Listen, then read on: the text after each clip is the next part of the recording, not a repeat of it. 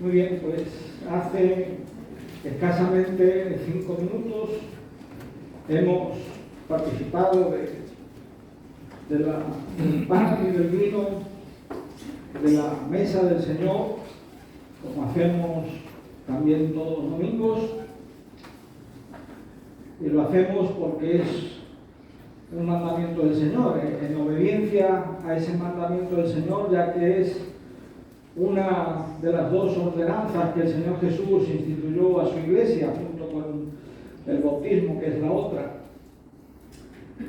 Y solemos leer pues los versículos en donde se nos habla acerca de esto, y esta mañana también nuestro hermano Pepe lo ha hecho, y oramos, gracias, oramos también pues por que el Señor bendiga estos símbolos del pan y del vino, y en fin, pues así también se ha hecho esta mañana. Los dos hermanos que lo hicieron han mencionado sus porqués, sus cosas, y bueno, estamos familiarizados con esto porque, como digo, es algo que venimos haciendo pues todos los domingos, y conocemos estos pasajes bíblicos que nos hablan de esto, tanto a nivel privado, particular, como a nivel de los domingos cuando celebramos este acto. Pero yo apenas recuerdo haber escuchado algún mensaje, alguna predicación sobre este tema, y es algo que el Señor ha puesto en mi corazón para compartir con vosotros en esta mañana. Así que vamos a leer entonces uno de estos pasajes como pasaje base. Después citaremos muchos otros textos bíblicos, y vamos entonces a abrir nuestras Biblias, o como dirían algunos hoy, a encender nuestras Biblias en los dispositivos electrónicos, en el Evangelio de Mateo, capítulo 26. El Evangelio según San Mateo, capítulo 26.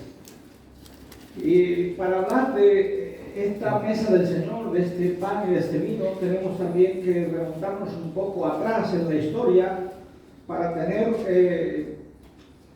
claro también el contexto, ¿no? Y que nos facilita también una mejor comprensión de esta enseñanza.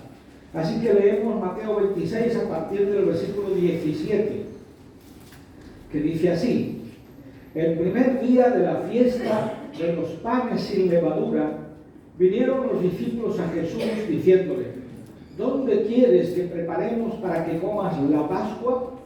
Y él dijo: id a la ciudad a cierto hombre y decidle: el maestro dice, mi tiempo está cerca, en tu casa celebraré la Pascua con mis discípulos.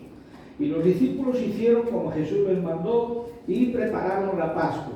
Cuando llegó la noche, se sentó a la mesa con los 12, y mientras comían dijo: de cierto os digo que uno de vosotros me va a entregar. Y entristecidos en gran manera, comenzó cada uno de ellos a decirle: ¿soy yo, Señor? Entonces él respondiendo dijo: el que mete la mano conmigo en el plato, ese me va a entregar. A la verdad, el Hijo del Hombre va, según está escrito de él, mas ay de aquel hombre por quien el Hijo del Hombre es entregado. Bueno le fuera a ese hombre no haber nacido.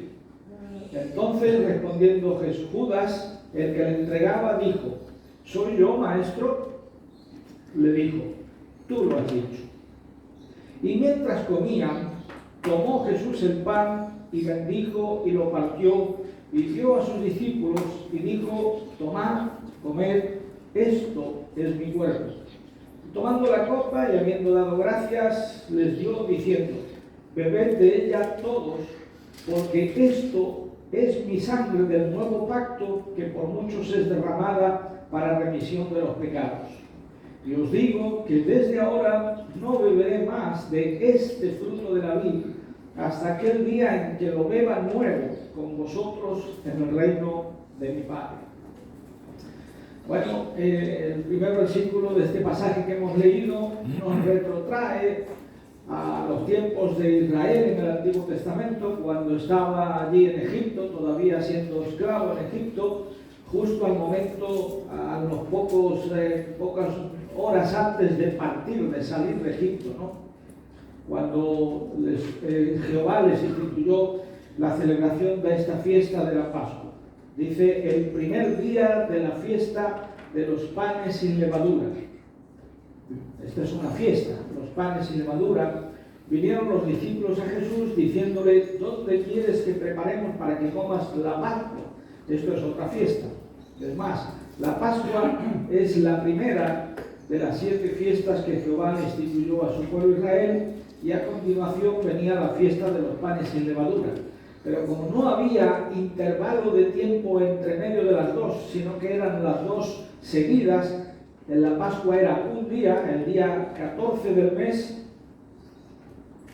de Nisan, correspondiente a nuestro abril. Cuando terminaba las 24 horas de ese día, comenzaba el día 15 y comenzaba la siguiente fiesta, que era la de los panes sin levadura, y que duraba 7 días. Como están tan juntas que no hay intervalo de tiempo entre una y otra, muchas veces en la Biblia pues se las menciona a las dos como si fueran solamente una. Y por eso a veces se dice los panes sin levadura refiriéndose a las dos, o se dice la Pascua refiriéndose a las dos también. Por eso dice, el primer día de la fiesta de los panes sin levadura, vinieron los discípulos a Jesús diciéndole, ¿dónde quieres que preparemos para que comas la Pascua? En realidad se trataba de la Pascua que venía primero, y estaban hablando de hacer los preparativos para la Pascua. Como seguido, acto seguido, venía después la otra, por eso comienza diciendo de los panes sin levadura. Esto lo leemos, os lo voy a leer en Levítico 23, 5 y 6. Dice, en el mes primero, a los 14 del mes, entre las 2 tardes, Pascua es de Jehová. Y a los 15 días de este mes, un día después, es la fiesta solemne de los panes sin levadura a Jehová. 7 días comeréis panes sin levadura. Y está hablando el pasaje de Mateo acerca de la muerte del Señor Jesús. Y por eso tiene la conexión con la fiesta de la Pascua, porque se remonta ahí el origen, ¿no? Así que, siendo entonces el Cordero de la Pascua, que tenían que sacrificar los israelitas allí en Egipto, siendo tipo y figura del Cordero de Dios, de Jesús, pues él tenía que morir en la celebración de la fiesta de la Pascua, el día 14 del mes de Nisan, del mes de abril, y además a la hora en que se celebraba el sacrificio, en que los israelitas celebraban el sacrificio, como leemos en Mateo 27 o Marcos 15 o Lucas 23. Y había una hora en que tenía que ofrecerse el sacrificio, que era llamado también el sacrificio de la tarde, porque era la hora novena, es decir, las 3 de la tarde para nosotros, la hora novena. Era la hora del sacrificio de la tarde y fue la hora en que el Señor Jesucristo murió. Ahora, en esos días, cuando Jesús está aquí reunido con sus discípulos, pues precisamente se estaba celebrando la fiesta de la Pascua. Y Jesús entonces fue a Jerusalén, que era donde se tenía que celebrar, donde los israelitas, los varones y cabezas de familia tenían que subir de sus ciudades, de sus pueblos, a Jerusalén para esta celebración. Así que Jerusalén estaba llena de peregrinos entonces que venían para celebrar esta fiesta. Y Jesús fue allí, también a Jerusalén, y le dijo a sus discípulos que él, como hemos leído, iba a ser entregado para ser crucificado precisamente en esa fiesta, a pesar de que las autoridades religiosas acordaron no prenderlo, no detenerlo durante la fiesta, para evitar un alboroto en el pueblo. Leemos los primeros versículos de este capítulo 26 de Mateo, que dice que cuando hubo acabado Jesús todas estas palabras, dijo a sus discípulos: sabéis que dentro de 2 días se celebra la Pascua y el Hijo del Hombre será entregado para ser crucificado. Entonces los principales sacerdotes, los escribas y los ancianos del pueblo se reunieron en el patio del sumo sacerdote llamado Caifás y tuvieron consejo para prender con engaño a Jesús y matarle. Pero decían, no durante la fiesta, para que no se haga alboroto en el pueblo. Estos líderes religiosos decían, no durante la fiesta. ¿Sabéis qué dijo Dios? Durante la fiesta. Los decretos divinos siempre se cumplen, frustrando así los planes humanos de sus enemigos. Hermanos, la soberanía de Dios es absoluta. Es absoluta. Y ahora llega el momento de establecer entonces un nuevo memorial, aprovechando esa celebración de la cena de esta Pascua. Pero primero, y durante la celebración de esa cena de Pascua de Jesús con los discípulos, Jesús les descubre que hay un traidor entre ellos. Versículos 21 al 25, lo hemos leído: mientras comían, dijo, de cierto os digo que uno de vosotros me va a entregar. Y cada uno dice, soy yo, Señor. Y hasta Judas, que sabía que era él, le hace la misma pregunta para pasar desapercibido, para ocultarse así de sus compañeros. Pero Jesús dice, es el momento de decir la verdad. El que mete la mano conmigo en el plato, ese me va a entregar. Por el relato de Juan 13:30, sabemos que Judas se marchó después de comer el bocado, por lo que no estaría presente entonces en el momento de la institución de este nuevo memorial de la Cena del Señor a continuación. Pero qué triste recuerdo queda impreso en las páginas de la historia acerca de este traidor, Judas Iscariote. Traidor. Traidores. Ha habido y hay traidores a lo largo de la historia, de muchas cuestiones, de muchas personas, pero traidores de Jesús, traidores del Hijo de Dios. Dice 2 Pedro 2:1, hablando de falsos maestros, falsos pastores o apóstoles y profetas, dice, aún negarán al Señor que los rescató, atrayendo sobre sí mismos destrucción repentina. Es un versículo interesante. Negarán al Señor que los rescató. Pero fijaos, atrayendo sobre sí mismos destrucción repentina. En griego, rescató es que los compró, se pagó un precio. Y de aquí se ve que entonces aún los impíos fueron comprados por su preciosa sangre, es decir, la sangre del Señor Jesús que derramó en la cruz, la derramó por todo el mundo, porque no quiere que nadie perezca, sino que todos sean salvos y vengan al conocimiento de la verdad. Así que será entonces para ellos su remordimiento más amargo en el infierno, porque en cuanto concierne o tiene que ver con la redención de Cristo, ellos podrían haber sido salvos, porque todo aquel que cree será salvo. Comprados por el Señor, pero nunca habían sido redimidos en el sentido de que nunca tuvieron la fe necesaria para creer. Y yo me pregunto, ¿cómo podemos nosotros negar al Señor? ¿Cómo podemos traicionarlo? Es para pensar, porque se puede hacer a lo mejor de muchas maneras, pero cada uno debe de pensar. Lo siguiente que quiero destacar y donde nos metemos en el tema es en la propia institución de la Cena del Señor, y la primera figura de los símbolos que aparece es el pan.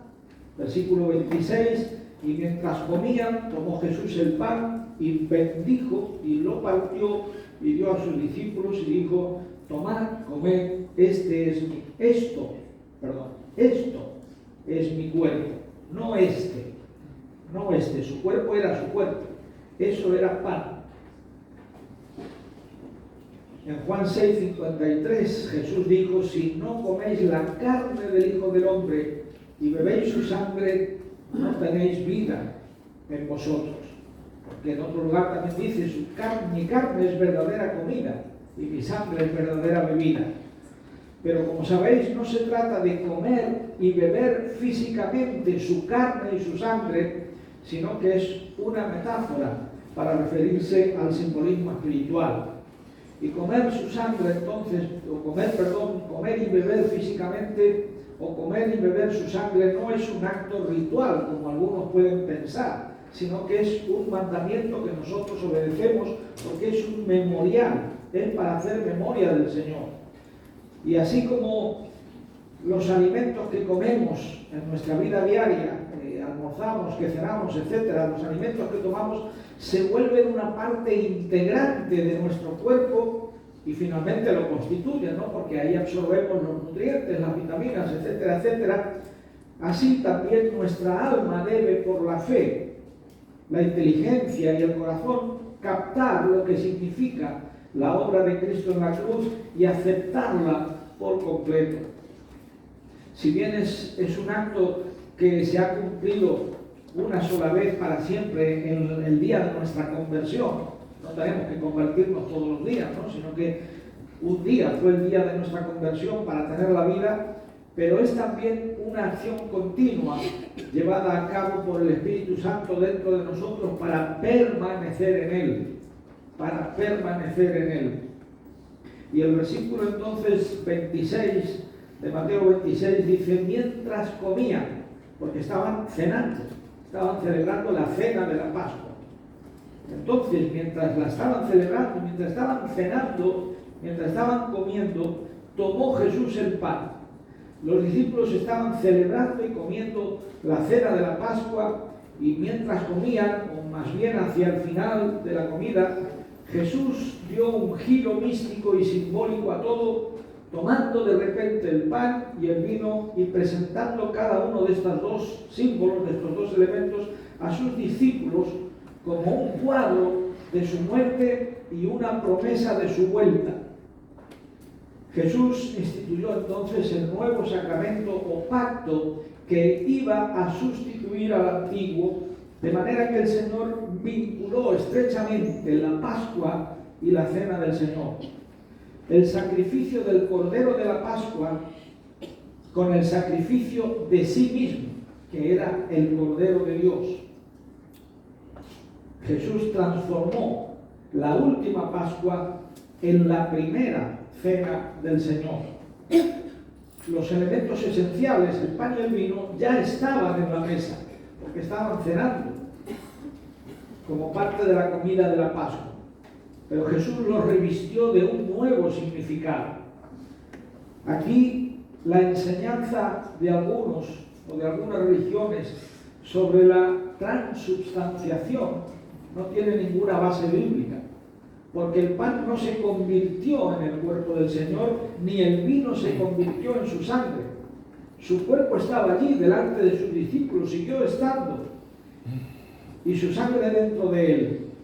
Y el pan que tenía en la mano siguió siendo pan, y el vino siguió siendo vino.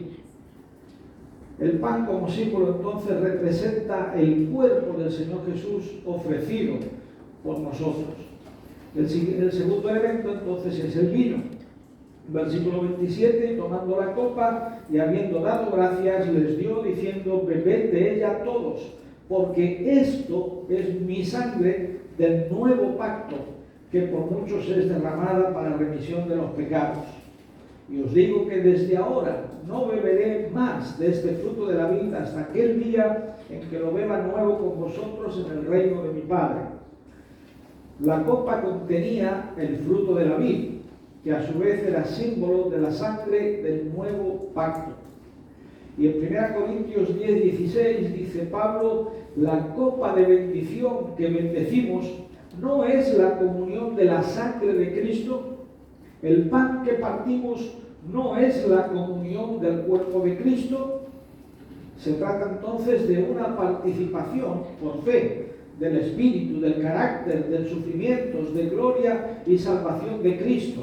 Es tener comunión con Cristo, una común unión a Él, muy estrecha, al comer y beber de ese pan y de ese vino como símbolos de comer su carne y beber su sangre.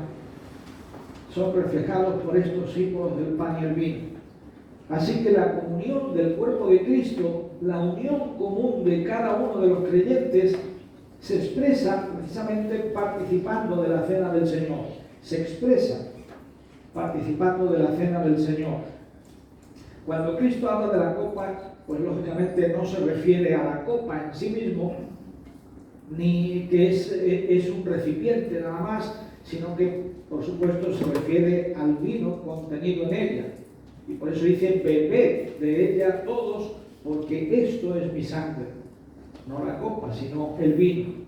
Y Pablo añade, como ya se leyó también esta mañana en 1 Corintios 11:26, así pues, todas las veces que comiereis este pan y bebiereis esta copa, la muerte del Señor anunciáis, hasta que Él venga. A lo mejor, esta mañana, hemos tomado el pan y el vino de esta celebración por última vez. ¿Lo habéis pensado? A lo mejor la próxima vez que lo hagamos será con el Señor presente y en el reino de su Padre, porque Él ya habrá venido. ¿Estamos preparados para eso? ¿O seguimos pensando, bueno, el próximo domingo? A lo mejor el próximo domingo ya no es el próximo domingo, porque es hasta que Él venga, y nadie sabe el día ni la hora.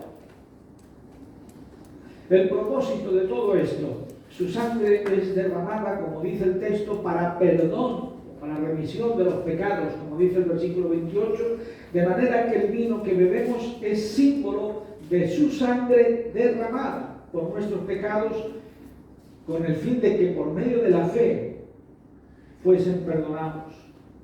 Y como digo, hay una vinculación muy estrecha con la Pascua, ¿no? El pasaje comienza llevándonos a la fiesta de la Pascua.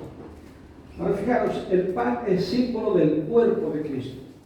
El vino es símbolo de la sangre de Cristo. Cuerpo y sangre separados es símbolo de muerte. Cuando la sangre está fuera del cuerpo, el cuerpo está muerto, no hay vida. El cuerpo de Cristo es verdadera comida espiritualmente, y los israelitas tuvieron que comer de cena ese cordero que había sido sacrificado en la Pascua. Era su alimento antes de partir de la esclavitud de Egipto en su liberación.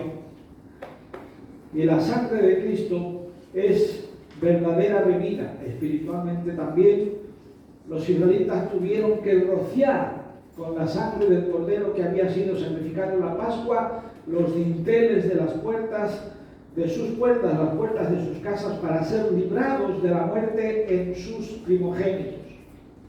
Según las instrucciones dadas por Dios a Moisés, el cordero de la Pascua tuvo que ser degollado para poder ser comido y para poder ser derramada su sangre.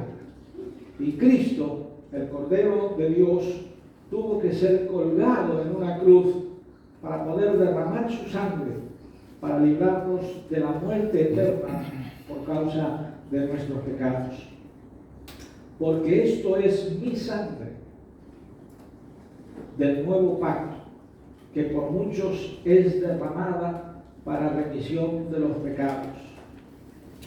Reflexionemos. ¿Qué valor tienen para nosotros el cuerpo y la sangre de Cristo? ¿Qué valor le damos? ¿Qué vemos cuando vemos el pan y el vino en la mesa? ¿Vemos su cuerpo herido y quebrantado? ¿Vemos su sangre derramada por nosotros, por mí, por ti? Venimos a participar de sus símbolos del pan y del vino en obediencia al mandamiento de nuestro Salvador, que dijo: haced esto en memoria de mí. O se nos tiene que decir, como Dios tuvo que decir a su pueblo por medio de su profeta Malaquías, que pensáis que la mesa del Señor es despreciable. Cada vez que, pudiendo venir aquí a celebrar este memorial, estamos en cualquier otro lugar, estamos despreciando la mesa del Señor. Así que entonces Venimos a recordar el precio que nuestro Salvador pagó por nuestros pecados y en nuestro lugar. Meditamos nosotros en el infinito valor que tuvo ese sacrificio de Cristo para Dios, su Padre. Jesucristo era para su Padre el tesoro más preciado.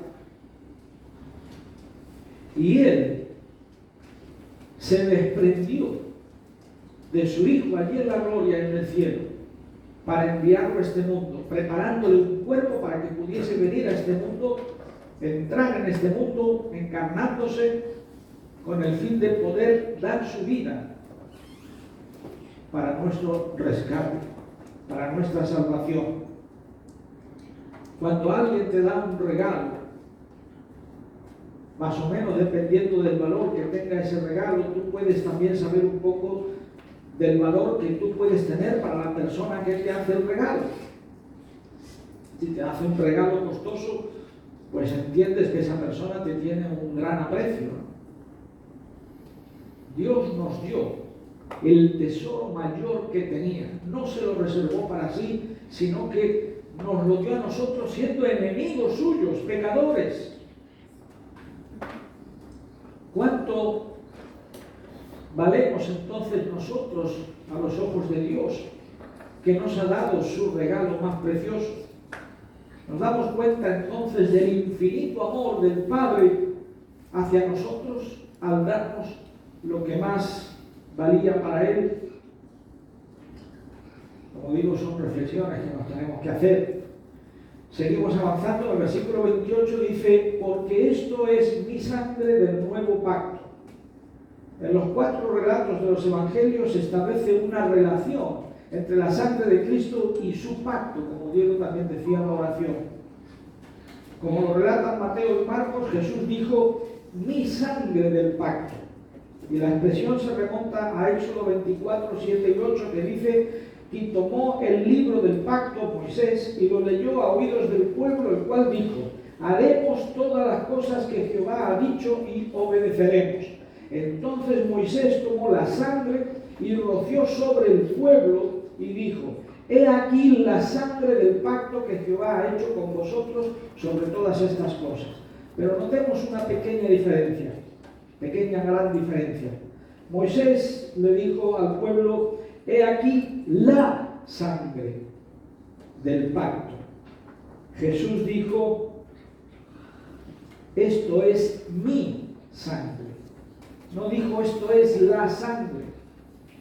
Eso fue Moisés con el pacto antiguo,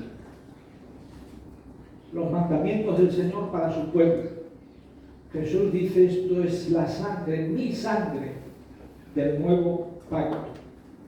Es importante también recordar lo que nos dice Levítico 17:11, cuando dice que la vida de la carne en la sangre está, y yo os la he dado para hacer expiación sobre el altar por vuestras almas, y la misma sangre hará expiación de la persona.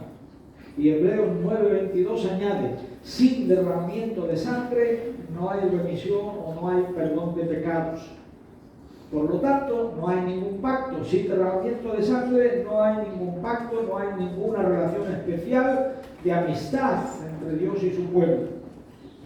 En hebreo, concertar un pacto era cortar por la mitad del animal que se ofrecía, del sacrificio, sea un becerro, una cabra, un carnero, etc., pasando por en medio de las 2 mitades. Y de este modo quedaba ratificado el pacto o el acuerdo. Lo leemos en Génesis 15. Pero no vamos a leerlo ahora. Pero el Señor ha establecido también un nuevo pacto con Israel, con su pueblo. Y Jehová dice en Jeremías 31, del 31 al 34, he aquí que vienen días, dice Jehová, en los cuales haré nuevo pacto con la casa de Israel y con la casa de Judá, con los 2 reinos de Israel. No como el pacto que hice con sus padres el día que tomé su mano para sacarlos de la tierra de Egipto, porque ellos invalidaron mi pacto, aunque fui yo un marido para ellos, dice Jehová.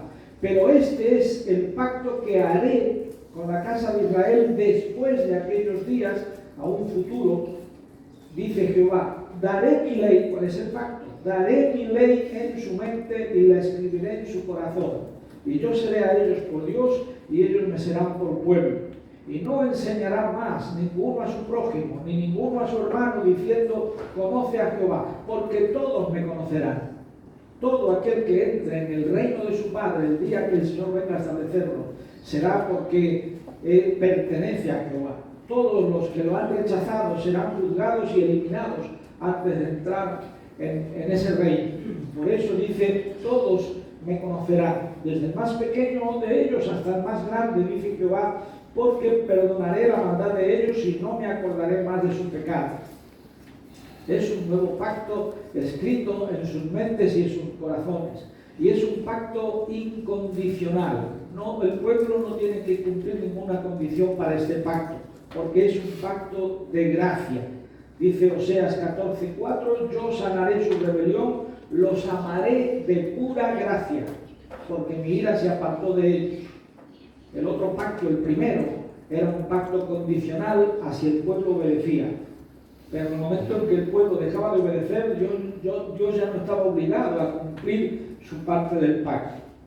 Así que este pacto, por lo tanto, tiene que ver con la regeneración, el perdón y la justificación de Israel, del derramamiento del Espíritu Santo con sus siguientes ministerios, con la reunión y restauración a ese lugar de bendición, y todo fundado sobre la sangre de Jesucristo. Pero es interesante notar entonces las diferentes pactos. Uno es el pacto de Jehová con Israel y otro es el pacto nuevo de Jehová con la iglesia. Y no podemos confundir y apropiarnos nosotros de lo que es para Israel, ni Israel de lo que es para nosotros. Entonces el nuevo pacto de Jehová con Israel lo acabamos de leer en Jeremías 31. Pero Dios también, o Jesús, ha hecho un nuevo pacto con su iglesia, el pacto actual.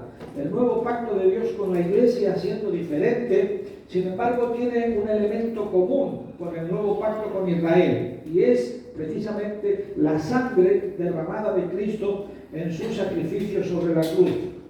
La muerte de Cristo es la base sobre la que se sustentan estos dos pactos. Además de diferentes textos en los evangelios, Mateo, Marcos, Lucas, Corintios, Romanos, etc., también la carta a los hebreos tiene numerosas referencias a este nuevo pacto.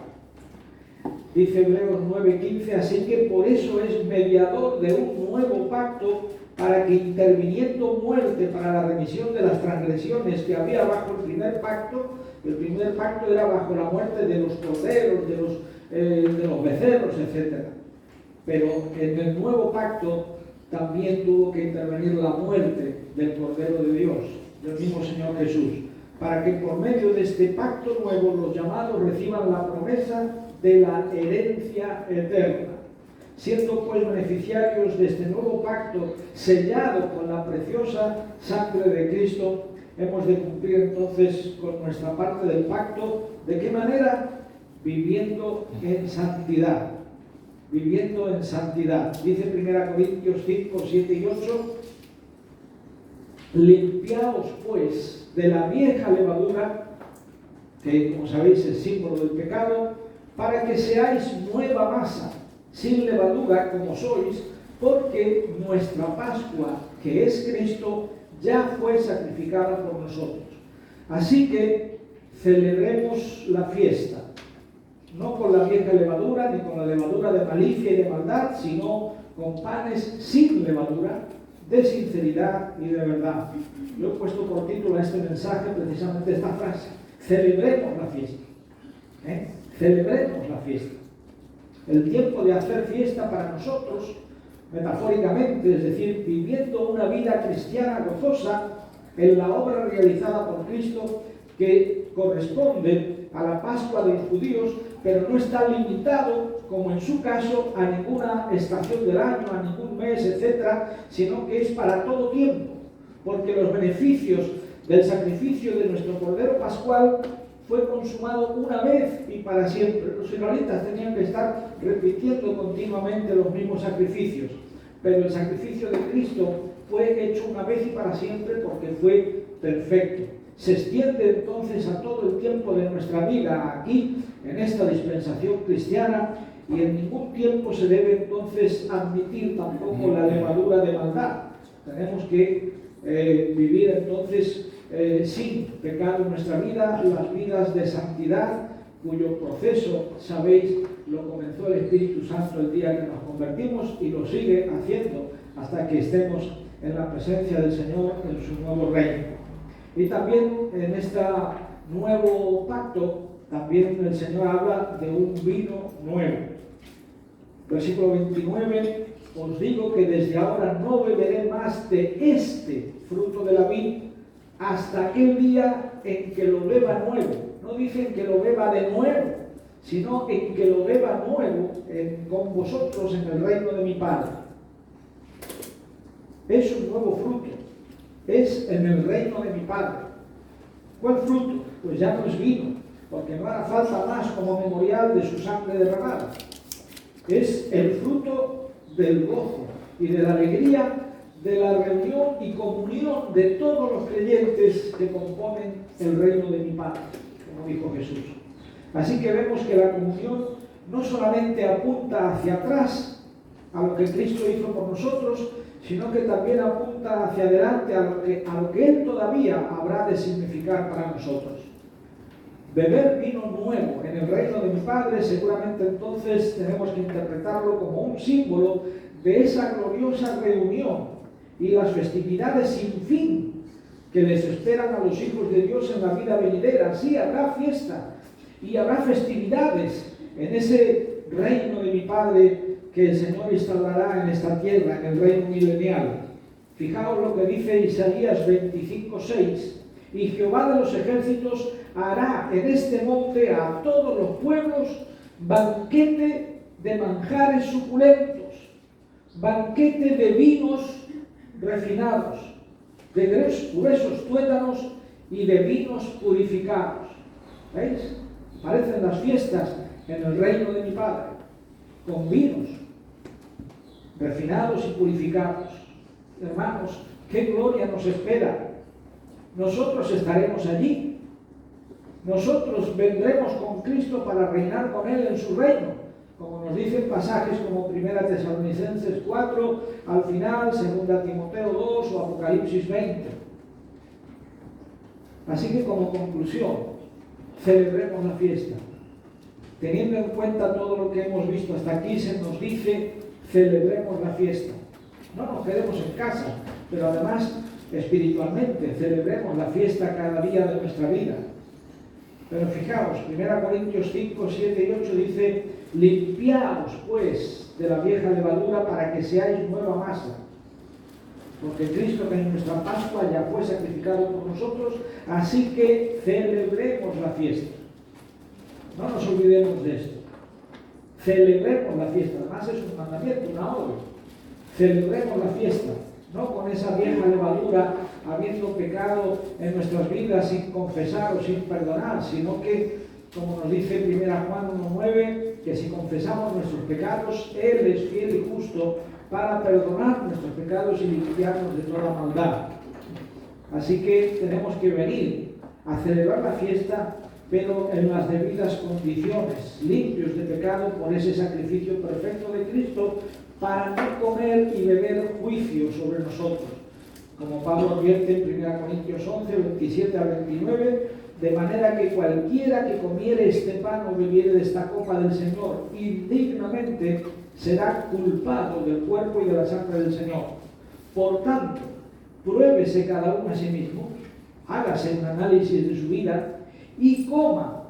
No dice analízate y no participes, no. Y coma así del pan y beba de la copa. Es decir, celebremos la fiesta, pero tenemos que limpiarnos primero, confesar nuestros pecados y venir a celebrar la fiesta. Porque el que come y bebe indignamente sin discernir el cuerpo del Señor, juicio come y bebe para sí. También Hebreos 10:29 nos hace una advertencia acerca de esto. Dice, ¿cuánto mayor castigo pensáis que merecerá el que pisoteare al Hijo de Dios y tuviere por inmunda la sangre del pacto en el cual fue santificado e hiciera afrenta al Espíritu de gracia. Por lo tanto, sí, así que celebremos la fiesta, sin el pecado de la vieja levadura, y limpiados y purificados por el Espíritu Santo del Señor, habiendo confesado nuestros pecados.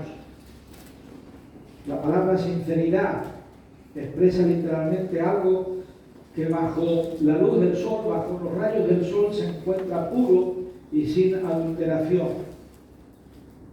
Esos son los panes de sinceridad y de verdad, en vez de con la vieja levadura. Y con esto terminamos, así que, queridos hermanos, que el Señor nos bendiga para tener presentes estas verdades de la palabra de Dios y que Él nos ayude para ponerlas por obra. Amén.